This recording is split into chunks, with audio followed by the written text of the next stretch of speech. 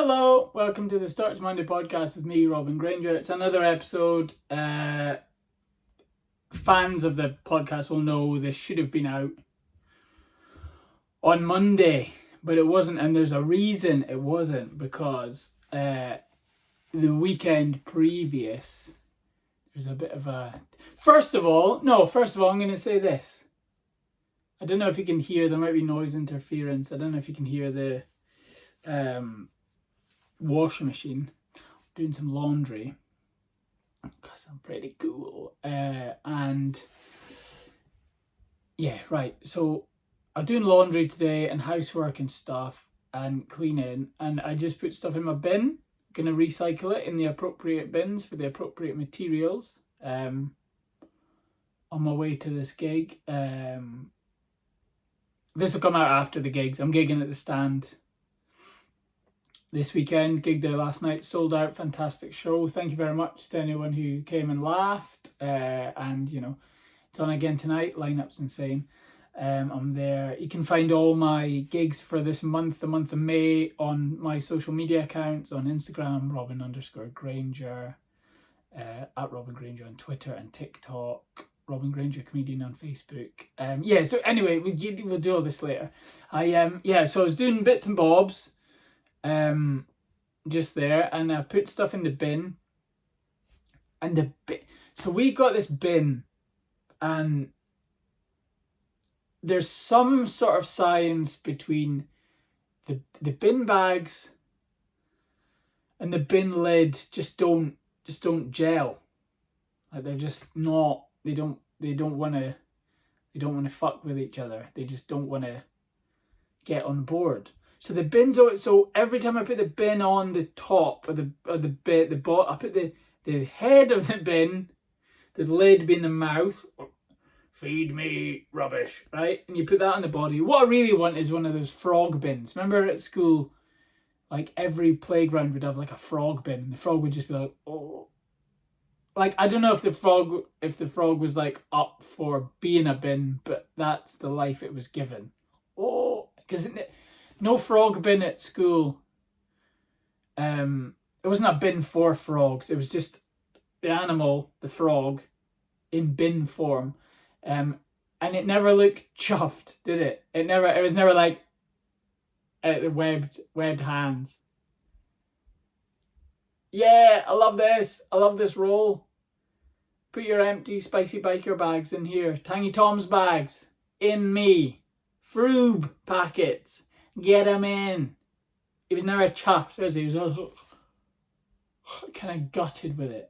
Sense of ennui about the frog.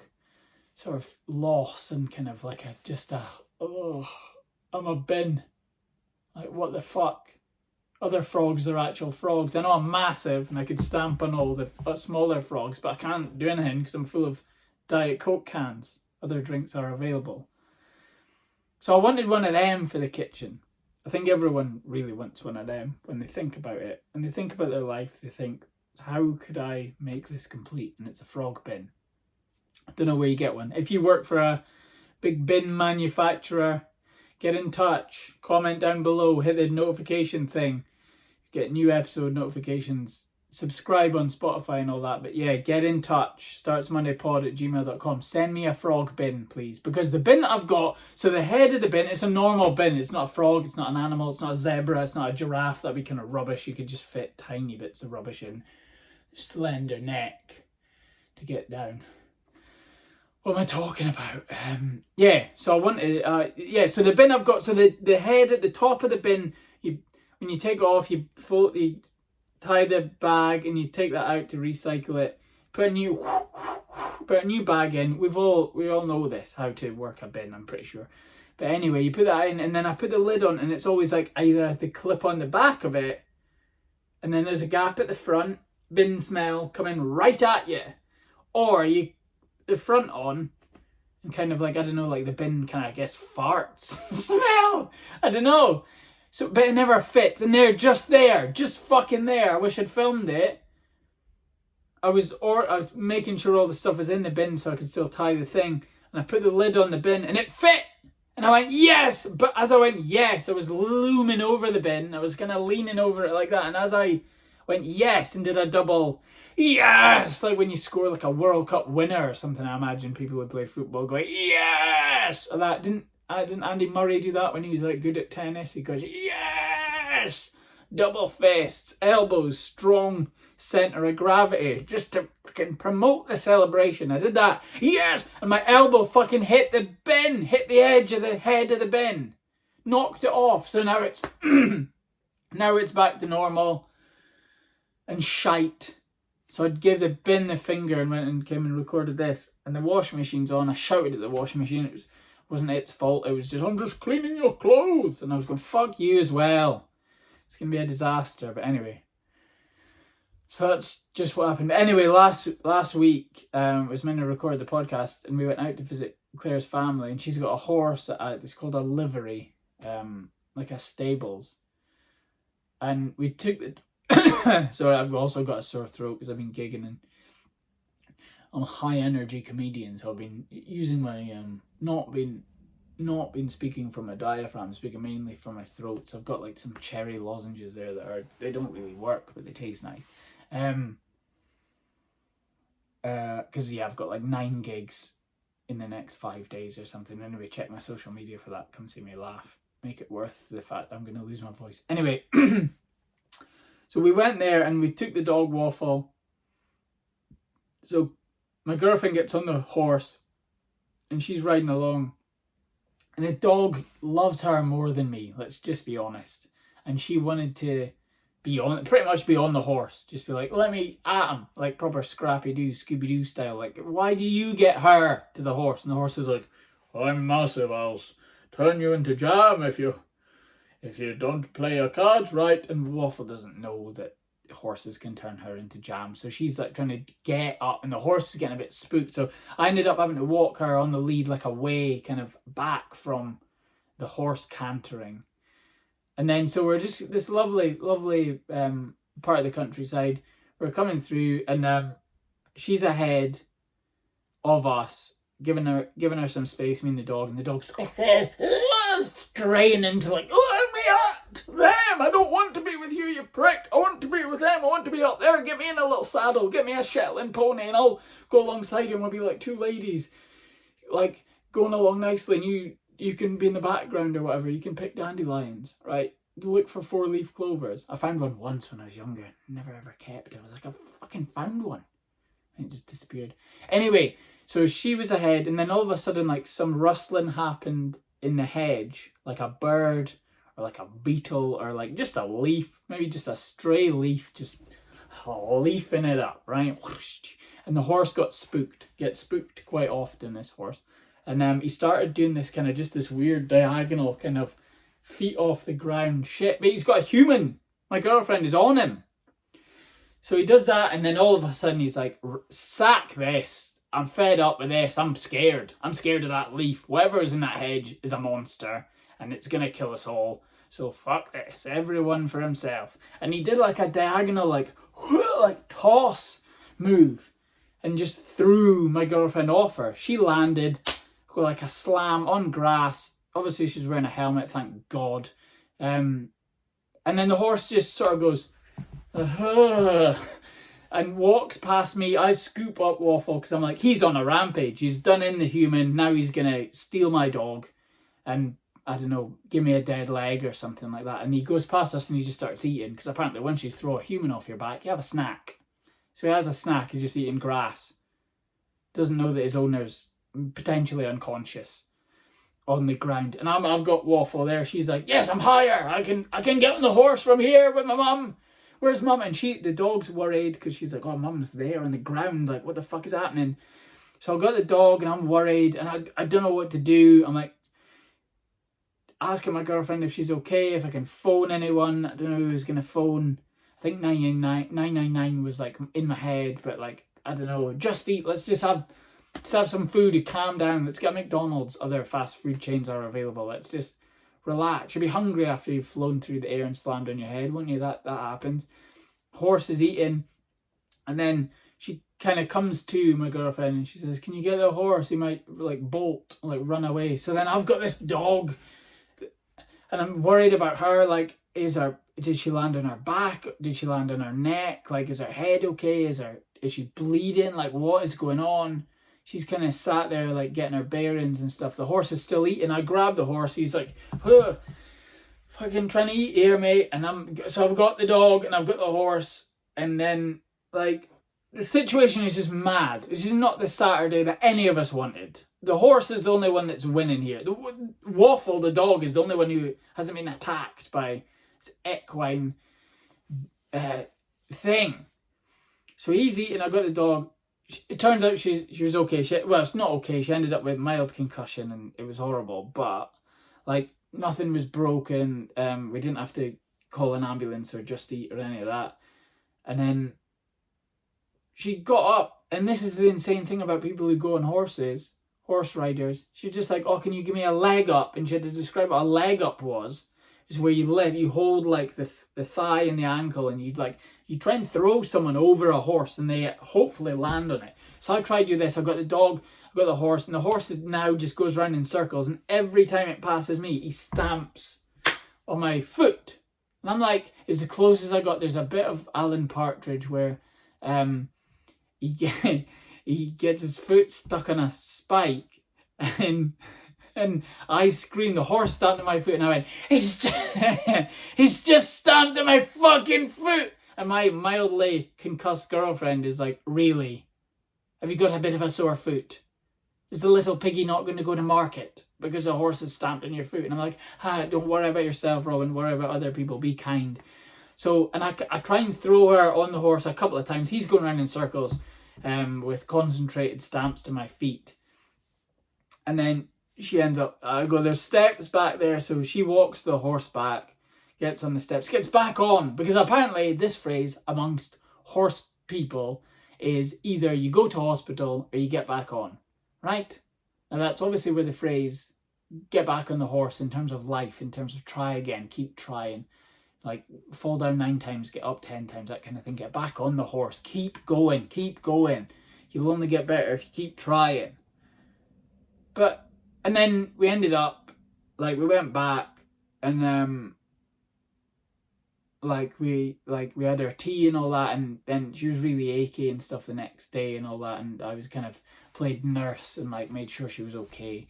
And I was really worried. Like, it was horrible because, like, it just seemed to go in like slow motion where you just watch the person that you love just fly through the air and like land on their head. And the weirdest thing was like, this is your hobby. This is like your favorite thing. And this is what happens. And then you get back on. I got thrown off a horse when I was like 8 or 10. I either fell off it or I got flung off it. I've never got back on. I never went to the hospital, but I never got back on. I went home immediately, stockpiled Haribo, started using glue at like a stupid rate, just out of spite. Didn't even need to glue anything, just using it, Brit stick, just making circles, just to try and play the long game. I know that's cruel, but like, I'm being honest. This podcast is about being honest. Like, I hated the horse. Like, don't be throwing people off. I know maybe the horse is like, "Well, why are you on me anyway?" I understand that's a thing. Like, maybe they shouldn't be ridden. I don't know. But yeah, I would not get back on. At all. It was just like, it was a really sketchy moment. And luckily she's okay, and the horse is okay, and the dog was okay, and I was okay. But like, yeah, I would not get back on. I'd be, yeah. To the glue factory. I'm joking, people in the comments. You can't kill horses just because they do what they want. It's not the horse's fault. And it isn't the horse's fault. The horse was scared, bolted, like acted erratically because it was scared of a leaf or whatever. But Jesus. And it happens often. Like, it's quite dangerous. I thought we'd look up like concussion stats. I've been concussed before. I did a gig, so I'm gigging at the Stand like this weekend. I will have done them by the time this comes out. But I did a gig once there, Red Raw, new act, new material night on a Monday. And I was mildly concussed when I went on stage. And it's the only time I've been on stage. And like, because theoretically, there's the thing of when you go on stage, you're going to die. You're going to die on your arse. You're going to eat shit. It's not going to be funny. They're not going to like it. You're going to have a bad time. Right? But this was the only time I was like, I might faint on stage. And I still went and did it. I think I tried new material like a psychopath as well. Not even tried and tested stuff that I was comfortable with doing in a mitigating circumstance. Apparently 1.6 to 3.8 million sports and recreation related concussions occur each year in the US. Brain injuries cause more death than any other sports. And see what I mean? Right there, I would just be like, right, I'm out. Let's do things on the ground. Do you know what I mean? Just get a picture of a horse. Just carry it around. Beautiful. Lovely mane. Back in your pocket. Unconcussed.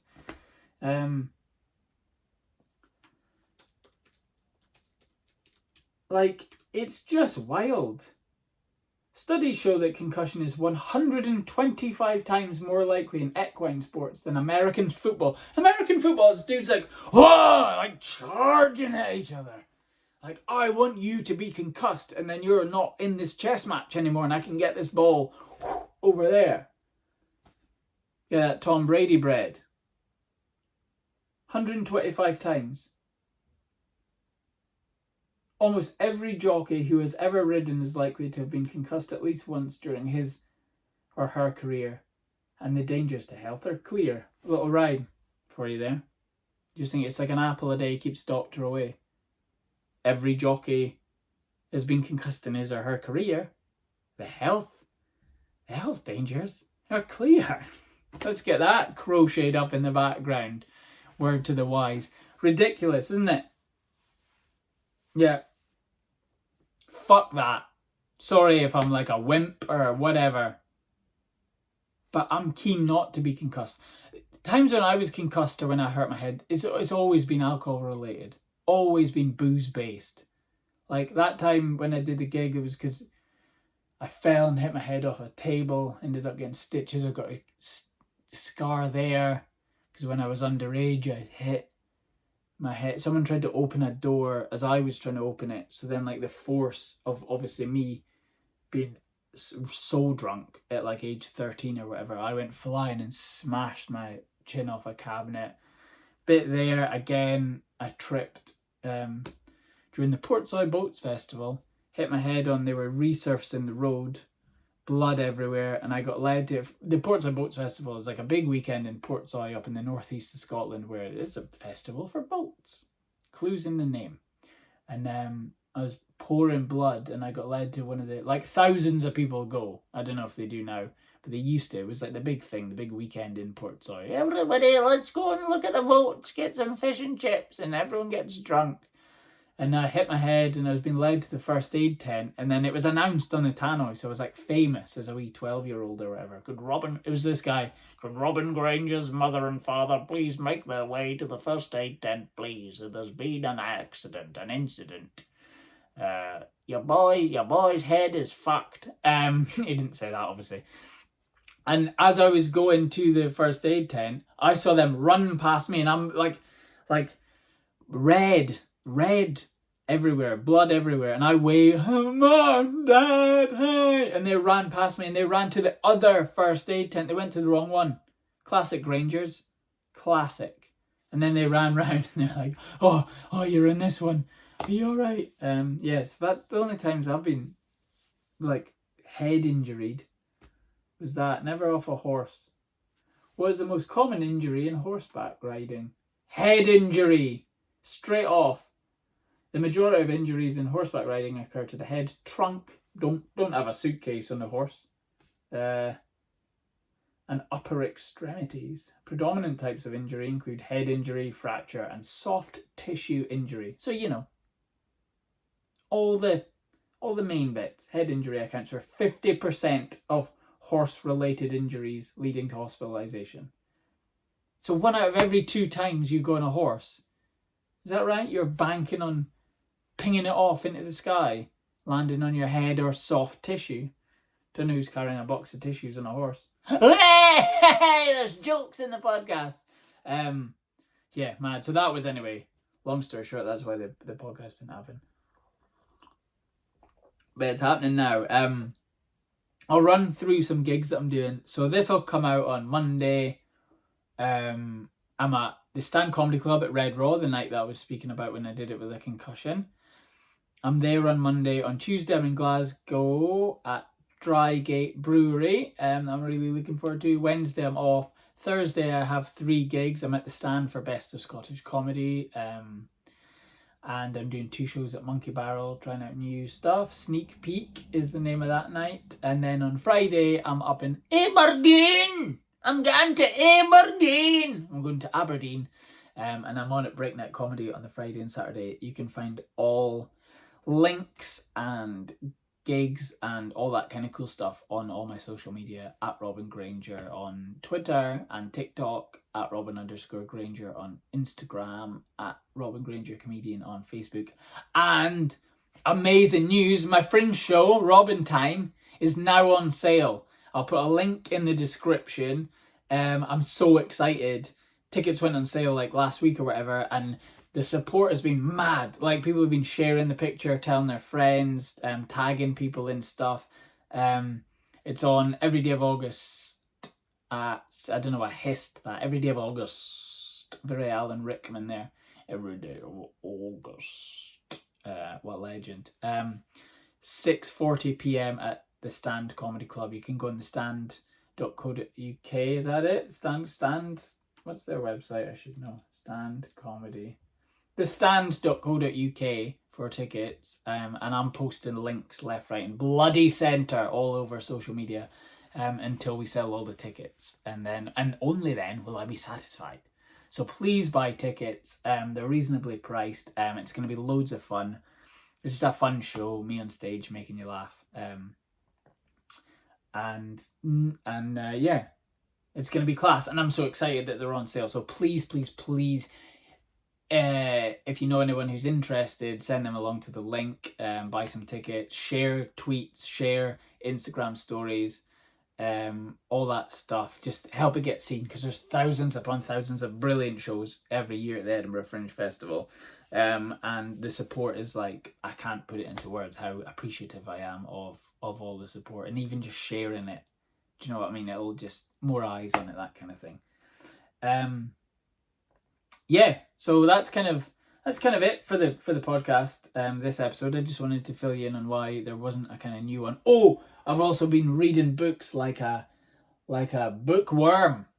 Like, I want to shout out some books. So I read a book called Cherry by Nico Walker. So on my Instagram and on Twitter, I'll also put up book recommendations. Like, I've got a wee thread called Recently Read, and I'll put up books that I read, and it's, you know, it's there if you want cool book recommendations, because friends of mine did it, and I then read books that they recommended, and it was lovely, and you find out about cool shit. So I read this book called Cherry by Nico Walker. Phenomenal. It's about it's like a love story, and about a guy who goes to the war in Iraq and then gets PTSD, and you know, it's sad and bleak and dark and funny and all this stuff. It's a beautiful book. And I read that, and then like Amazon does that thing where it's like readers who also bought this, and I found a book called Fuckboy by Sean Thor Conroe, and it's amazing, man. Sean Thor Conroe, Fuckboy it's called. He doesn't need the plug because it's a phenomenal book. There was one left in my bookshop that I went to, and I got it, and it's about it's about the narrator in it is coming to terms with toxic masculinity and modernity and all that kind of thing. There's some big themes in it, and it's also really funny, and it's written in a way that like I've never read the way that it's written like before. It's just so unique. So it's Cherry by Nico Walker. So I read that, and it was amazing. Like, blitzed through those two, and then there's references in Fuckboy of like other books and other songs and like, you know, movies and albums and stuff, and it's all listed, and there's quotes from other authors, and there's a quote on the front by an author called Sheila Heti, who wrote a book called Motherhood, and I read that in like 5 days. I bought that off the back of reading Fuckboy. Fuckboy's about masculinity, Motherhood is about femininity, and the idea of like, should we have children? Does the narrator want children? And again, a beautiful book. So I blitzed through that. So I recommend those two. I hope the authors don't mind the plugs. And I'm currently reading a book, again, via like references, like through these books, and through listening to Sean Conroe's podcast called One Story Pod. I think it's great. He speaks to authors, and it's just class. And it's a book by Tao Lin called Taipei, and it's great so far. I just started reading it like yesterday or the day before, and it's great. I also recently read a book called The Memory Police by Yoko Ogawa. It's over there, that's why I was looking. Read that as well. There's so many good books, man. Obviously, books are cool. Everyone knows this. So yeah, but those are the few that I've read recently that I really, really rate. So thank you to those authors for writing them. I love reading and picking up new ideas and thinking a bit differently as well. It's really awesome. So check those out. I'll try and link them all in all this stuff too. But that's it. As always, thank you for supporting the podcast. Keep listening, keep watching, keep sharing. Please do come and see me in August at the Stand Comedy Club at 6:40 p.m. every night. The show is called Robin Time, and it's going to be loads and loads of fun. I'll let you be. Enjoy the rest of your day, whatever you're doing, wherever you are in the world. Be nice to each other. Thank you so much for listening to this episode of the Starts Monday podcast with me, Robin Grainger. I'll see you again soon. Bye bye.